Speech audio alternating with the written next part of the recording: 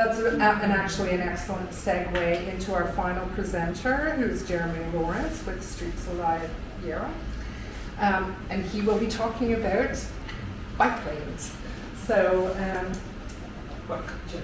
Thanks to Yarra BUG for inviting me to speak. So this presentation is going to show you my views, my interpretation of what I'm calling two alternate plans, two leading designs that we can look at for Elizabeth Street. That's all right, I'll nod. So that's all over and tap the button. As an introduction, why do we want to improve bike lanes? And there's, in the literature, there's all sorts of reasons you can think of. Freedom for people to move around safely. Equality, so giving people who can't drive, who don't have access to a car, some type of equal right to get around. Social justice, there's people on low incomes who might only be able to afford a bike. Health, so if we are able to reduce the pollution compared with the alternative, and just allow people to integrate a little bit of exercise, gentle exercise into their daily lives, that's a benefit.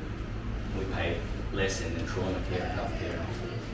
Or children's mobility, so kids obviously can't drive, or climate change. But what I'm trying to accentuate here is a simple practicality. So we're a growing city, a booming city. If you look at IKEA, around there's apartment towers going up all over. So imagine 10 or 20,000 more people just up that end of Victoria Street. And a lot of them will wish to get into the city. Not all, but I think a lot. And if the roads are already congested, so we've got 100,000 people living in Yarra, most people drive, it's just a simple reality, and we think that the roads are congested, then what's it going to be like when we've got 180,000 people in 2050? And that's like 25 years away. So I'm over 50, so I used to look forward to the year 2000, but we're closer to the year 2050 than we are to the year 2000 now. So it's not that far away. So I think a key reason for a functioning city is to invest in the infrastructure so we don't suffer under severe congestion and gridlock. And what we've got here is two sets of plans for Elizabeth Street, two options that we can look at in detail. This is the narrowed proposal, which is just released today in the agenda for the council to look at, and that'll be looked at on Tuesday night. And we've got what I call the officer option that we contained under freedom of information. And I'll not be able to go through everything, but I'm happy to talk in all sorts of details after. I'm just going to highlight a few bits on these next few slides. This is a basic layout, just to give you an overview. This is the narrowed one, right? So we've got the 1.5 metre wide bike lanes between Hoddle and Lennox, and we've got parking on both sides. And this is the alternate, where we've got a range of differences. So first of all, we've got wider bike lanes, of course. We've got wider buffers between the bike lane and the traffic. We've got wider vehicle lanes, and we've got an increased buffer between the parking car and the moving car, which is helpful for people when they're opening their car door to get out. And we've got more trees, and that's because if you've got an adequately wide buffer, you've got enough space to plant or to excavate underneath for the tree root.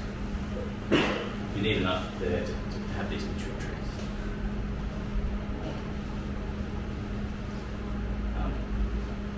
And without concentrating all the time on the bike features, I'd like to talk a little bit about these driving features a little bit more. This is a screenshot from FOI plans. And by having parking just on one side, it really opens up these opportunities for drivers. So the driving lanes are 3 metres wide instead of 2.85. So it's a little bit of a difference there. 3 metres is what we typically have as the minimum on driving lanes. So this would be going down to 2.85 would be what I would call, as an engineer, you need a special exemption from your codes to do that. But it also means that you've got this painted buffer between the vehicle lane and the park lane. And that's like a visual indicator for someone driving. They just keep a little bit further away, which helps the people who are waiting in their car looking out when it's safe to open their car door.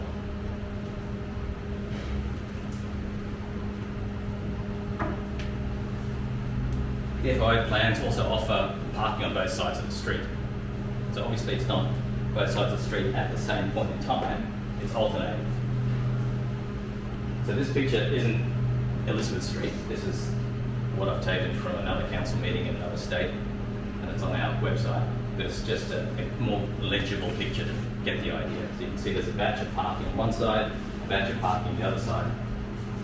So not only does it offer access for drivers to both sides of the street, it also makes a very gentle chicane that slightly slows down drivers, just nudges them, encourages them to drive a little bit slower. So you don't see a straight lane in front of you. And this is from the FOI plans just showing parking on the north side between Jonas Street and Shelley Street. So all the businesses and organisations there that have the parking readily available on that side of the street. So that's particularly for background studios.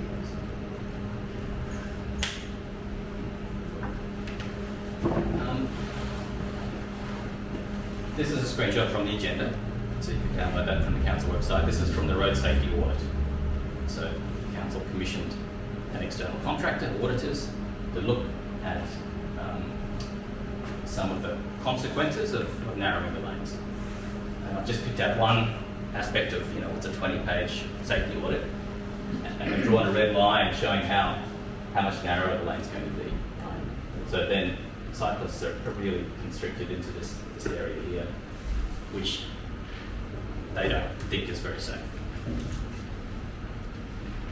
Best practice, in my view, when you're looking at a bike lane width, is not to include the gutter. So that's not included in Europe. Here we have a formal definition that's measuring to the vertical face, but this often collects debris, and so people don't ride in the gutter, right? They ride in this section of asphalt. So it is, in effect, significantly narrower than 1.5 metres.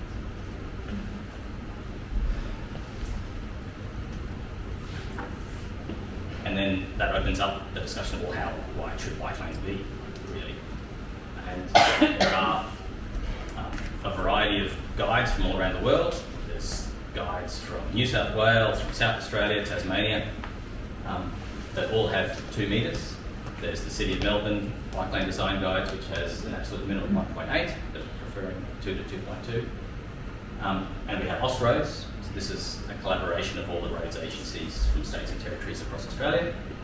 And that's the guide to road design. These are like 80-page documents going into detail of all sorts of angles and measurements and dimensions. And I've picked out protected bike lanes. So there's a section, 2 pages, 3 pages long on protected bike lanes, and it says a minimum of 2 metres. And also a buffer, of course, of 1 metre, which is to protect against the rapid opening of a car door that you don't quite see in time. And this is, of course, based on learnings and evidence. If you provide an infrastructure of a certain width, you get a certain number of riders, a certain behaviour change. And if you provide another width, you get a completely different set of behaviour. So 2 metres works, so you get people feel comfortable. You can ride side by side, a parent with a child, taking them to school. You can have groups of school children leading and riding to school because it's a fun activity. You can have a cargo bike, so with a box at the front, fitting, and even a faster rider overtaking a cargo bike. You can do all that in that width. There's also other details, and I've just picked this like a second last slide. This is just to show one example of the detailed thought that the officers have put in the FOI plans compared with the plans we see on Tuesday night. And this is protecting the bike lane all the way up to the intersection. So this is what's in the plans on Tuesday. You can see cyclists will come along here, and the bike lane is in between 2 vehicle lanes. So obviously drivers who wish to turn left, they have to cross over. And this is a classic design failure. This is unsafe by design in engineering literature. Whereas what the officers are proposing in the FOI designs is maintaining this curb, this protection up to the intersection. That we know from evidence all around the world just makes people feel a lot safer. The people make decisions of what mode to use, typically on what's the worst bit of the journey. So if you have to get from your house to work, you might test it out a few times with a friend, but there's always going to be that one short stretch or that one intersection which is really a little bit hairy, and people say, well, you know, it's 80% there, but I'm not going to do it. And hardening up or protecting the lanes all the way to the intersection is the key part of that. As I said before, there's pages and pages of details to go through. I'm happy to talk about that or answer any questions. Thank you.